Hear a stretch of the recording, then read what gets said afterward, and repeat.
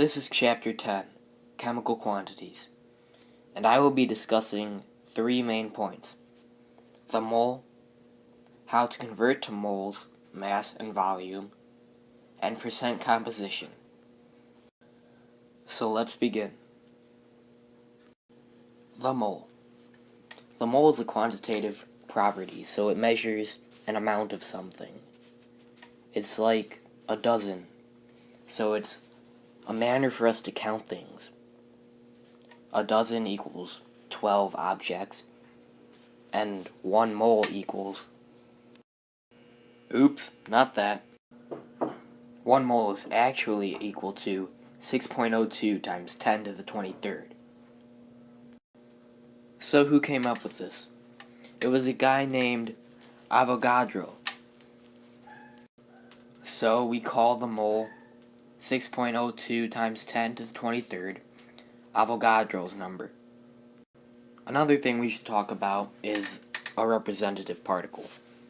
So a representative particle is the particle type that a substance is usually made up of. In an element, it's an atom, and in a molecular compound, it would be a molecule. Here's a chart of the different representative particles for different substances.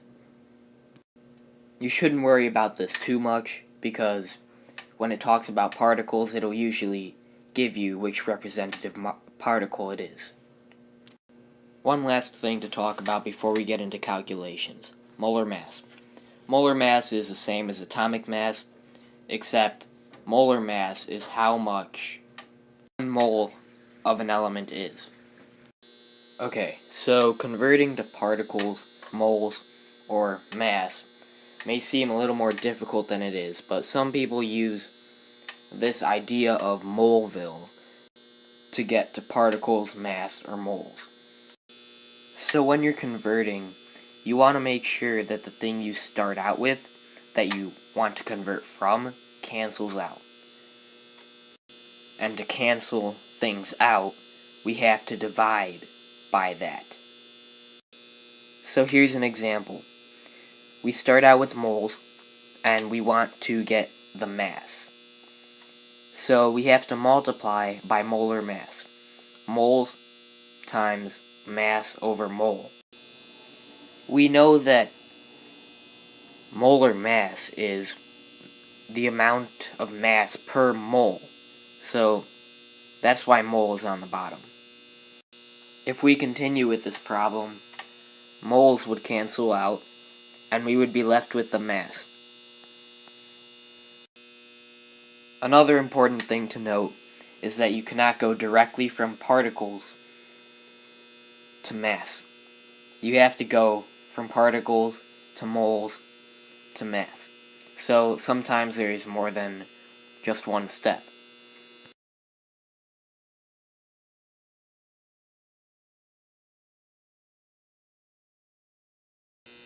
So let's convert 2.5 times 10 to the 23rd atoms of Fe, which is iron, into moles. So let's look down here. We're starting with particles, and we need to go to moles. So we need to divide by 6.02 times 10 to the 23rd. Here's what it would look like. 2.5 times 10 to the 23rd over 1 times 1 mole over 6.02 times 10 to the 23rd atoms. Or this could be simplified to this. And after you plug it into your calculator, you should get 0.42 moles of Fe. Now let's try a more complex one. So how many grams are there in 2.3 times 10 to the 24th atoms of silver? We know we're starting at particles, so we know we have to divide by 6.02 times 10 to the 23rd first. So 2.3 times 10 to the 24th atoms should be multiplied by 1 mole over 6.02 times 10 to the 23rd atoms, which can be simplified to this.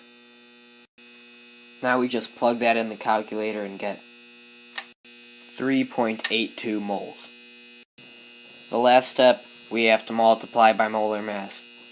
So 3.82 divided by 1 times the molar mass of silver, which is 107.87 grams over 1 mole. So moles cancel out, and you multiply across, and you should get the mass of 2.3 times 10 to the 24th. So let's figure that out. This roughly equals 412.06 grams. So always remember that you can't go directly from mass to particles and particles to mass. You have to go from mass to moles to particles.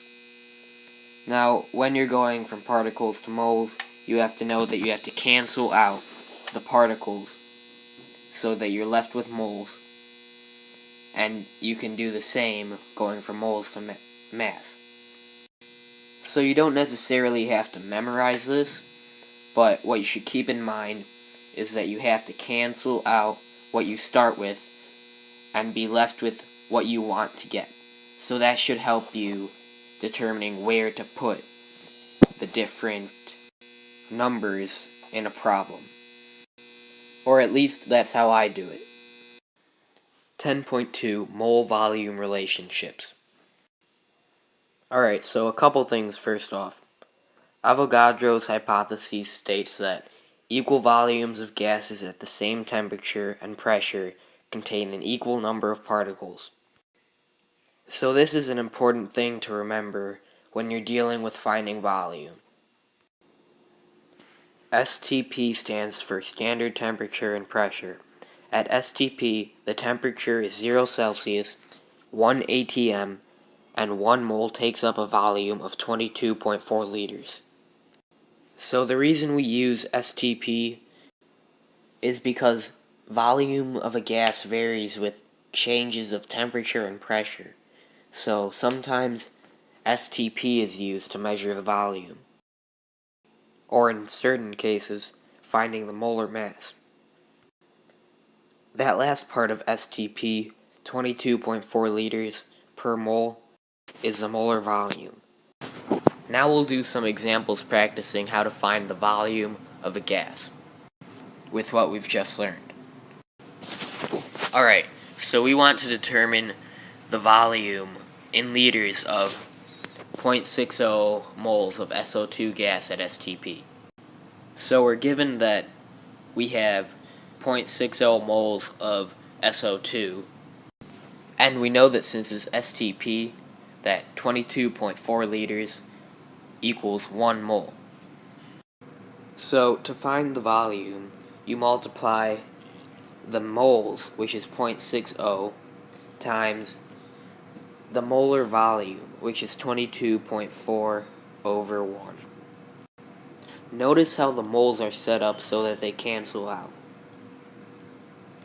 Now, we just multiply them together, and we get 13.44. So that's the volume in liters of 0.6 moles of SO2 in STP. Alright, so for molar mass, density is given, and we also know the ratio that we've used over here, 22.4 over 1. So to find molar mass, we multiply the density times the molar volume, 22.4 over 1. Now just multiply this out, and you get 43.99, which will round to 44.00 grams per mole. And that is the molar mass. Alright, so a couple things to note when you're finding the volume and molar mass in STP. You should always use the molar volume in your calculations. It's a constant. And multiply that by the moles given, which is 0.6 over here, or the density, which is 1.96, depending on the problem. If it's asking for molar mass, it would be density. If it's asking for volume, it would be moles. And finally, make sure that you cancel out units, and you always end with the unit you're solving for, which is liters here, and molar mass, grams per mole here. This is the last section, 10.3, percent composition and chemical formulas. Percent composition. So percent composition is the percent of mass each element takes up in a compound. Percent composition could be found using this simple formula. The mass of the element which you're trying to find the composition or percent composition of divided by the mass of the entire compound. And you multiply this by 100 so that it comes out as a percent, not as a decimal. Alright, so let's get into some examples. Alright, so here's an example. We're given that a compound has a mass of 13.60 grams. And in the compound is oxygen and magnesium. Oxygen has a mass of 5.40 grams, and magnesium has a mass of 8.20 grams. We're trying to find the percent composition of oxygen and magnesium. Let's start with oxygen. So, we do mass of oxygen, which is 5.40 grams, over the mass of the compound. That's 13.60. Now, remember that we have to multiply this by 100. And I'll plug this in the calculator, and you should get 0.3970. We have to multiply that by 100, and we get 39.7% oxygen. So there's two ways to find magnesium now that we have oxygen. We could subtract oxygen, 39.7, from 100, and we could find the percent of magnesium. But that works here only because there's two different elements. So once again, we could do 8.20 grams over 13.60 times 100. And this should give us 60.3%.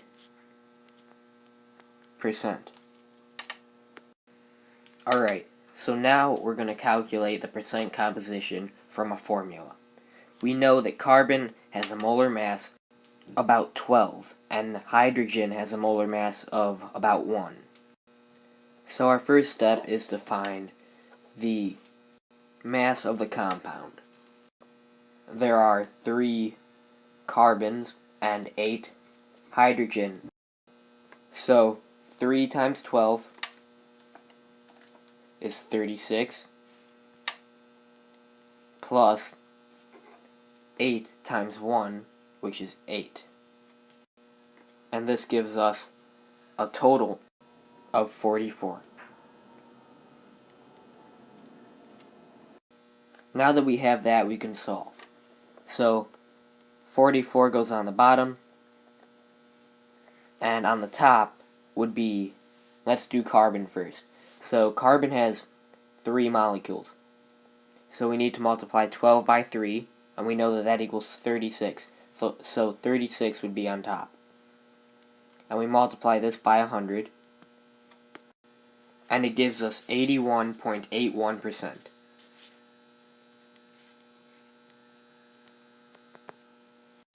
And for hydrogen, it equals a total of 8. So 8 divided by 44 times 100, that gives us 18.18% for hydrogen.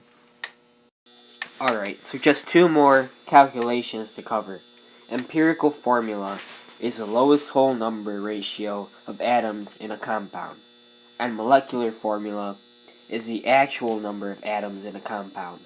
For example, let's say you have H2O2. That would be molecular formula. But for empirical formula, reduce it to the lowest whole number. So it would look like HO rather than H2O2. So how do you find the empirical formula if you're given the percent composition? That's what we'll go over next. So here's an example. Nitrogen has a percent composition of 25.9 and oxygen 74.1. What is the empirical formula? So step 1, we see that these together add to 100. So we can assume the total sample is 100 grams. So that means percent to mass. So 25.9 grams for nitrogen and 74.1 grams of oxygen. Step 2 is to divide by its molar mass. So nitrogen 25.9 divided by its molar mass 14.01 to give us moles. That equals 1.85. And for oxygen, the molar mass is 16. So we have 74.1 divided by 16. This gives us 4.63 moles. Remember how grams cancel out, and that's why we get moles. Step 3 is to find the ratio by dividing the smallest number of moles, which is 1.85 moles, of nitrogen from both 1.85 and 4.63. So this is what it would look like. We have 1.85 on the bottom, which is the smallest out of the two, and we have 1.85 on the top, which is the moles of nitrogen, and over here we have 4.63 on the top, which is the moles of oxygen. This gives us our ratio. So 1.85 divided by 1.85 gives us 1. So 1 for nitrogen, and for oxygen it would be 4.63 divided by 1.85, which is 2.5. Now, there's one last part of this. We have to multiply these until they both become whole. So 2.5 can be multiplied by 2 to become 5, which is a whole number. And since you do that to this, you have to do the same to 1 nitrogen. So it would be 2N and 5O. So there's our ratio. 2 nitrogen and 5 oxygen. So it would look like N2O5. And that's our empirical formula. Last thing. Remember that molecular formula is the actual number of atoms in a compound, and empirical formula is the lowest whole number ratio of atoms in a compound. So let's say we're trying to solve for a molecular formula, but you're only given the mass of the molecular formula, and you're given the empirical formula. So here's what it would look like. And you would also get the mass of the empirical formula. So we have the empirical formula as CH4N, and the molar mass is 30 grams per mole. And the molar mass of the molecular formula is 60 grams per mole. So it's simple to solve for this. We do the molecular mass, molar mass, over the empirical molar mass. and this is 60 over 30. So when we divide this, we get 2. What is 2? What do we need it for? Well, we need 2 to find out how many times we need to multiply the empirical formula to get it to the molecular formula. So it would become from CH4N to C2H8N2. And that's the last thing so far. If there's something else maybe you missed in the video, you can go ahead and watch it again. Pause and try to solve for stuff yourself. And that's all.